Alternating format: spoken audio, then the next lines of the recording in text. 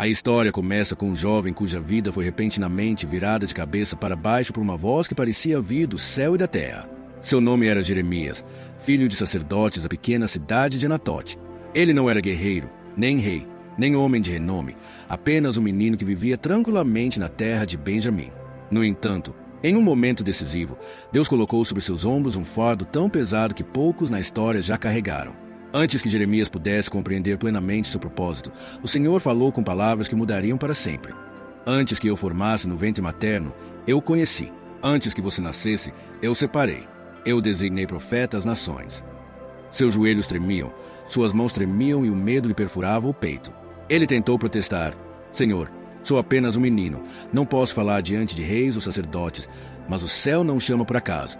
Deus tocou os lábios de Jeremias, declarando que suas palavras agora queimariam dentro da boca do jovem profeta como fogo. Daquele momento em diante, a vida de Jeremias deixou de ser sua. Ele não tinha mais liberdade para permanecer em silêncio, não mais livre para se esconder no conforto da juventude. Ele havia sido escolhido para falar verdades que destruiriam ilusões, anunciar julgamentos que ninguém desejava ouvir e carregar a dor da rebelião de uma nação.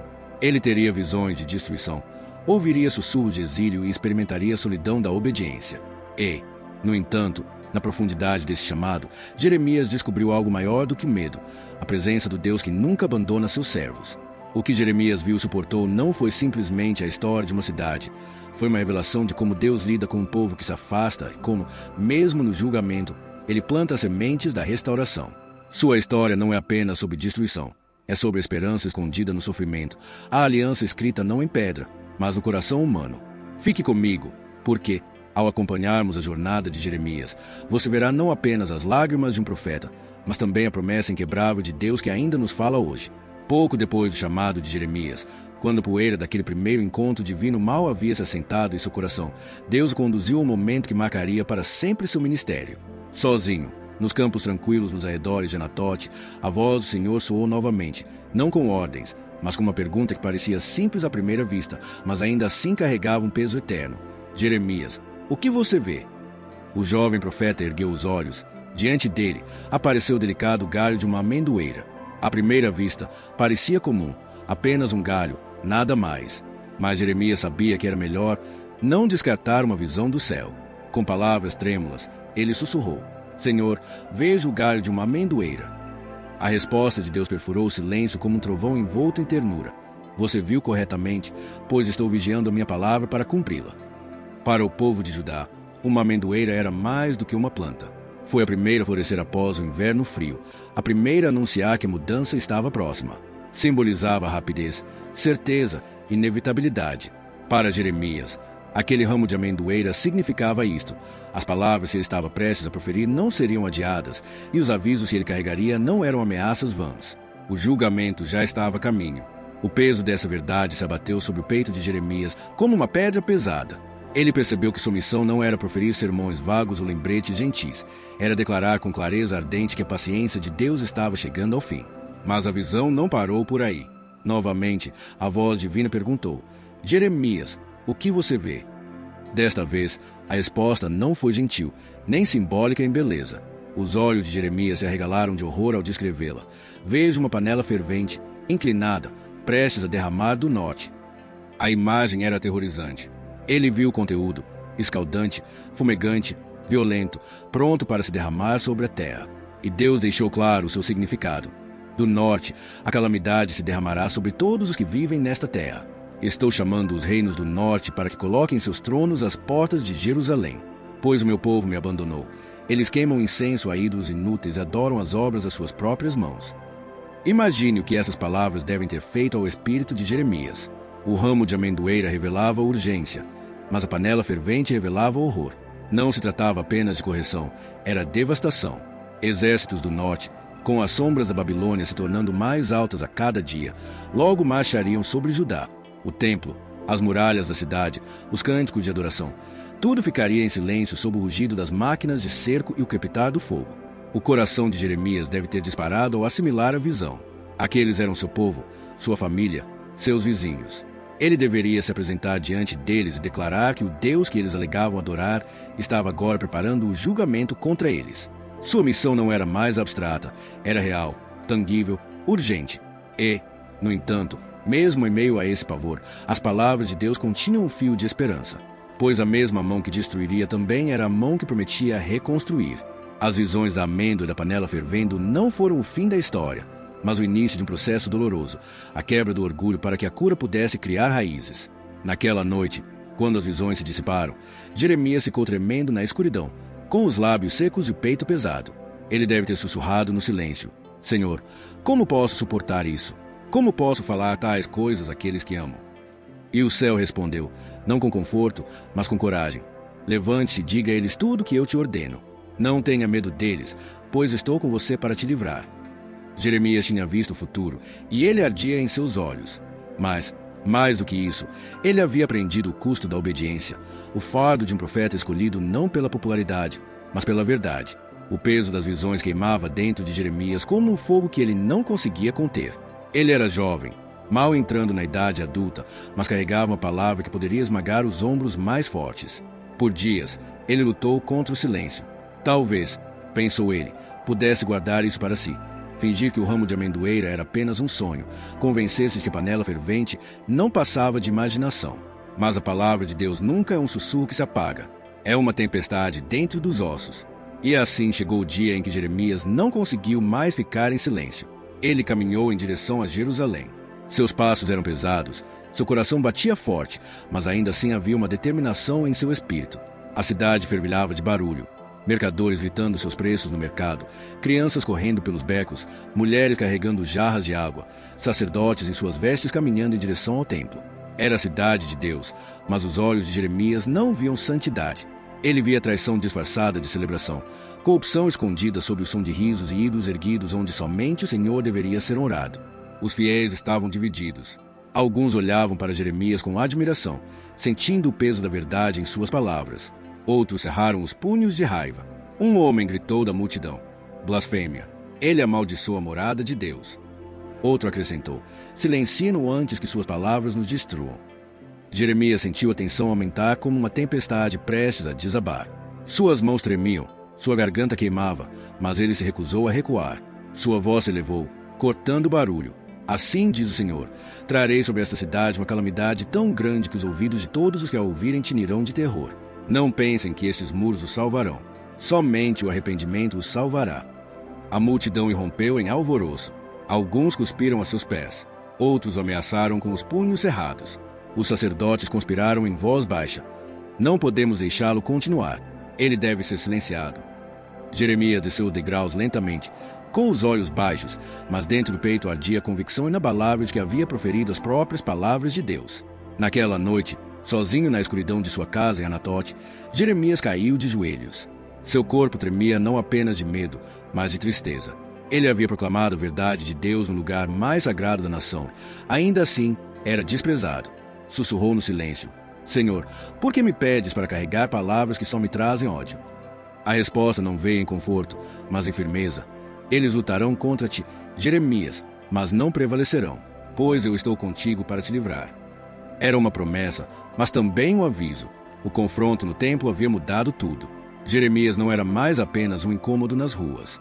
Agora ele era um homem marcado, uma ameaça ao estabelecimento, uma voz que eles tentariam silenciar com sussurros, conspirações, eventualmente correntes. E, no entanto, mesmo com a cidade conspirando contra ele, as lágrimas de Jeremias não eram por si mesmo, eram por seu povo, pelo templo que um dia queimaria, pela cidade que um dia cairia e pela aliança que a nação havia quebrado. Ele carregava não apenas a palavra de julgamento, mas também a dor do próprio coração partido de Deus. Se a rejeição em Jerusalém feriu o espírito de Jeremias, o que veio em seguida o perfurou como uma espada. Pois uma coisa é ser odiado por estranhos no mercado ou se opor a sacerdotes no templo. Outra coisa completamente diferente é ser traído por aqueles que compartilharam sua infância, seu riso, seu pão e suas memórias. Anatote, a cidade natal de Jeremias, ficava a poucos quilômetros ao norte da cidade santa. Suas casas de pedra, ruas empoeiradas e campos familiares outrora foram seu refúgio. Foi onde ele correu descalço quando criança, onde seu pai, Ilquias, lhe ensinou os deveres sagrados do sacerdócio, onde sua mãe o chamou do campo para jantar. Para Jeremias, Anatote não era apenas o lar, era o solo de sua alma. Mas agora, quando retornava cansado de Jerusalém, carregando o peso da zombaria e das ameaças, o ar em Anatote parecia diferente. Portas que antes se abriam com aconchego agora se fechavam rapidamente ao vê-lo. As conversas silenciavam quando ele passava. Os vizinhos desviavam o olhar, evitando dele. Sussurros deslizavam pelas ruas estreitas. Jeremias está nos trazendo desastre. Se ele continuar pregando, a Babilônia virá atrás de nós também. Melhor silenciá-lo do que deixar que suas palavras tragam ruína. A princípio, Jeremias tentou ignorar. Talvez fosse paranoia, talvez apenas a dor da rejeição ainda ecoando de Jerusalém. Mas a tensão se tornou mais forte, inegável. Certa noite, enquanto orava sozinho, a voz de Deus lhe veio com uma revelação que destruiu suas últimas ilusões de segurança. Jeremias, eu lhe mostrei o que eles estão tramando. Os homens de Anatote querem tirar sua vida. Eles dizem, não profetize em nome do Senhor, ou você morrerá às nossas mãos. As palavras o congelaram. Seu coração batia forte enquanto ele tentava compreender o peso delas. Meu próprio povo, meus vizinhos, aqueles que me criaram, que me conheceram quando menino. Até eles querem a minha morte. A traição não estava distante agora, era pessoal. Laço de sangue, história compartilhada, laços familiares. Tudo se desfez sob o peso do medo e da rebelião. No dia seguinte, caminhando pelos campos, Jeremias ouviu murmúrios levados pelo vento. Um grupo de homens permanecia perto dos olivais, com vozes baixas, mas ríspidas. Quando ele estiver sozinho, atacaremos. Será fácil. Ninguém sentirá falta dele. Ele só traz problemas. Jeremias cerrou os punhos. Seus olhos ardiam de lágrimas, mas ele se forçou a continuar andando. Seu rosto estava rígido como pedra, mesmo com seu coração sangrando por dentro. Mais tarde, na solidão de seu quarto, ele desabou. Caindo de joelhos, sua voz falhou a clamar. Senhor, como posso suportar isso? Até minha própria cidade, meus amigos de infância, meus parentes, eles se levantam contra mim, porque o caminho dos ímpios próspera, enquanto eu me afogo em tristeza. Seus soluços sacudiam seu corpo, suas lágrimas molhavam a terra sob seus pés. Tu os plantaste e eles criaram raízes. Eles cresceram, floresceram, enquanto eu, teu servo, fiquei envergonhado, caçado como presa. A resposta de Deus não foi o bálsamo que Jeremias ansiava. Foi um desafio, uma pergunta que exigia resistência além das forças humanas. Se te cansas de correr com homens, como correrás com cavalos? Se tropeçares em terra de paz, como te manterás no meio do Jordão? A mensagem era clara. Se Jeremias achava que a dor era insuportável agora, tempestades piores ainda estavam por vir.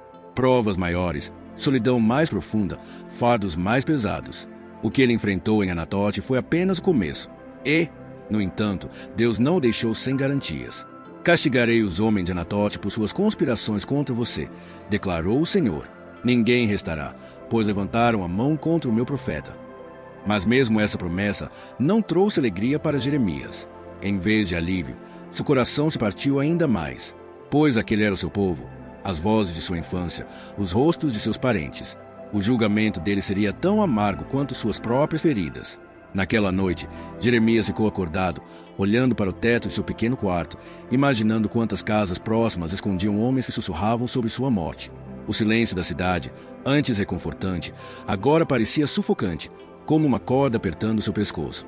Ele pressionou o rosto na escuridão e sussurrou: Maldito seja o dia em que nasci, porque minha mãe me deu a vida, apenas para eu ver dor, traição e vergonha sem fim. Seu lamento não era rebelião, mas o gemido de uma alma estendida além de suas forças. Jeremias não era um profeta de pedra, ele era de carne, tremendo, sangrando, chorando. E, ainda assim, permaneceu fiel. Mesmo na traição, ele se apegou a Deus. Mesmo quando sua cidade natal rejeitou, ele se recusou a abandonar seu chamado. E essa decisão, a decisão de permanecer obediente apesar da dor, tornou-se o próprio solo onde sua voz profética se fortaleceu. Suas lágrimas não eram fraqueza, eram um reflexo da própria tristeza de Deus por um povo que havia escolhido ídolos em vez de seu Criador. Na solidão de Anatote, Jeremias foi despojado de todas as ilusões de segurança. Ele aprendeu que obedecer a Deus muitas vezes significa caminhar sozinho, incompreendido, indesejado e desprezado. E, no entanto, foi ali, no silêncio da traição, que ele começou a saborear a profundidade da companhia divina. Se a traição dos vizinhos e a rejeição dos sacerdotes feriram o coração de Jeremias, o que Deus lhe pediu em seguida cavou um vazio ainda mais profundo em sua alma. Para a maioria dos homens de Judá, a esperança de vida estava na família, filhos para perpetuar o nome, filhas para trazer alegria ao lar, o som de casamentos e celebrações ecoando pelos pátios. Mas para Jeremias, até mesmo esse sonho mais básico foi negado. A ordem não veio em sussurros, mas na voz do Todo-Poderoso, ríspida e inegável. Não tomarás esposa, não terás filhos nem filhas neste lugar. Jeremias congelou. Sua respiração ficou presa na garganta. Ele havia imaginado, talvez na juventude, um lar tranquilo em Anatote, uma esposa para compartilhar seus fardos, filhos correndo descalços pelos campos que ele conhecia tão bem. Uma vida normal, não marcada por lágrimas sem fim. Mas agora tudo isso se fora. A promessa de companheirismo, o calor da família, o abraço do amor, varridos por um único decreto divino. A explicação de Deus foi devastadora, pois nesta terra, filhos e filhas morrerão de fome, de espada e de peste. A alegria será cortada, o riso desaparecerá, e a voz da noiva e do noivo cessará. As palavras pesaram no peito de Jeremias como um peso insuportável. Não foi apenas sua vida pessoal que foi arrancada, foi um sinal profético, um testemunho vivo. Sua solidão se tornaria o espelho do destino de Judá. Assim como sua casa permaneceria silenciosa, sem risos ou cânticos, também as casas da nação logo ecoariam com o vazio. Suas lágrimas seriam uma sombra das lágrimas da terra. Naquela noite, Jeremias sentou-se em seu pequeno quarto, com a lamparina a óleo tremeluzindo contra as paredes de pedra áspera. Lá fora, ele podia ouvir o som distante da celebração, uma procissão de casamento percorrendo as ruas. Flautas tocavam, crianças riam e vozes se levavam em alegres cânticos. Ele foi até a janela e observou de longe. A visão o atravessou como uma faca. Nunca saberei disso, sussurrou para si mesmo. Seus olhos se encheram de lágrimas, não de ciúmes, mas de tristeza, sabendo que estava por vir. Essas mesmas canções logo seriam silenciadas por gritos de luto. Essas mesmas noivas e noivos logo seriam soterrados sob os escombros ou levados acorrentados. A solidão tornou-se sua companheira. Convites para festas pararam de chegar. Amigos se distanciaram. Até mesmo a família o evitava. Para eles, Jeremias não era mais simplesmente o filho de Uquias. Ele era o profeta da desgraça, o homem cuja mera presença parecia carregar tristeza. Ele foi separado, mas o custo de ser separado era um isolamento tão profundo que ameaçava esmagar seu espírito. E, no entanto, mesmo nesse silêncio, as orações de Jeremias não cessaram. No chão frio, ele estendeu as mãos e ergueu a voz. Senhor, Tu és a minha força e a minha fortaleza, mas o meu coração está partido. Não tenho ninguém para abraçar, nem risos para compartilhar, nem voz para me consolar, só Tu. Seus soluços encheram o quarto vazio, ecoando pelas paredes até soarem como gemidos da própria cidade. Foi aqui que Jeremias se tornou mais do que um profeta. Ele se tornou a personificação da tristeza de Deus.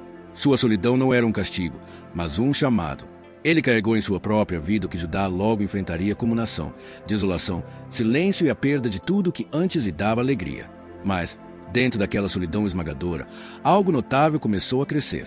Jeremias aprendeu que, mesmo quando os braços humanos estão ausentes, os braços eternos de Deus ainda sustentam.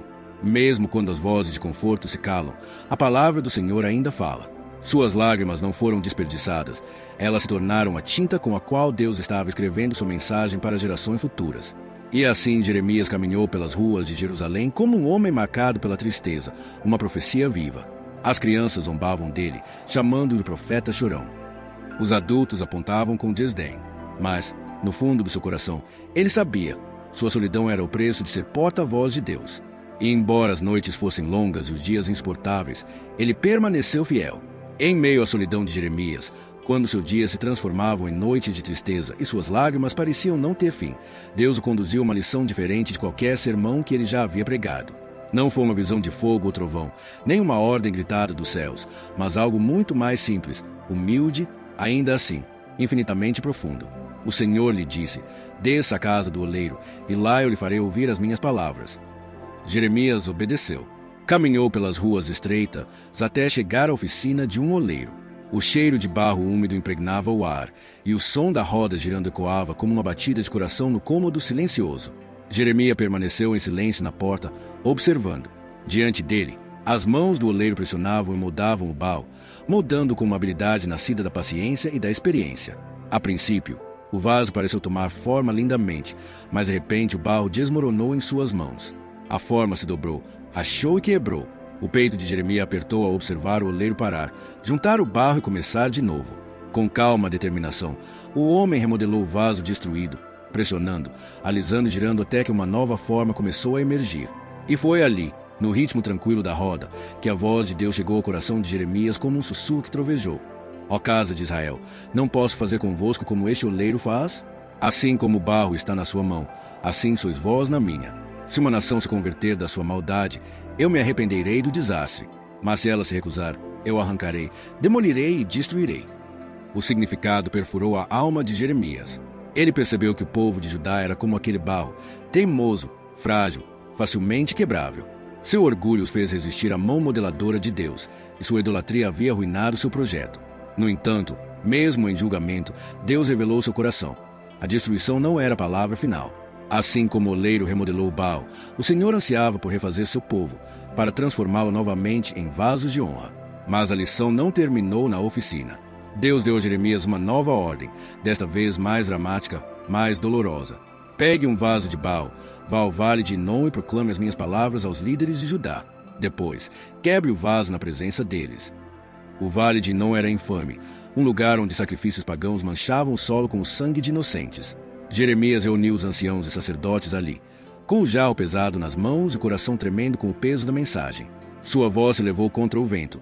Assim diz o Senhor dos Exércitos: estou prestes a trazer tal calamidade sobre este lugar que os ouvidos de todos que ouvirem falar dela tinirão. Pois vocês me abandonaram, queimaram incenso a outros deuses e encheram este vale com o sangue dos inocentes. A história de Jeremias não termina nas ruínas de Jerusalém, nem no exílio na Babilônia, nem mesmo nas areias solitárias do Egito, onde a tradição diz que sua voz foi finalmente silenciada. A história de Jeremias continua porque suas lágrimas não eram apenas por sua geração, eram por todas as gerações que viriam depois. Seus lamentos, preservados nas Escrituras, ainda estão vivos, ainda cortantes, ainda curadores, ainda nos lembrando de um Deus que julga com justiça e restaura com compaixão. Quando lemos as palavras de Jeremias hoje, não estamos simplesmente nos lembrando de um profeta antigo, estamos entrando no coração de Deus. Cada lágrima que Jeremias derramou nas ruas de Jerusalém era um reflexo da tristeza divina por um povo que não ouvia. Cada sermão trêmulo que ele pregava era um eco de um Deus que anseia pelo retorno de seus filhos. Cada lamento gravado em pergaminho era um testemunho de que, mesmo quando somos infiéis, ele permanece fiel. E, no entanto, a beleza mais profunda do legado de Jeremias não se encontra em suas advertências de julgamento, mas em seu vislumbre de algo maior, algo eterno.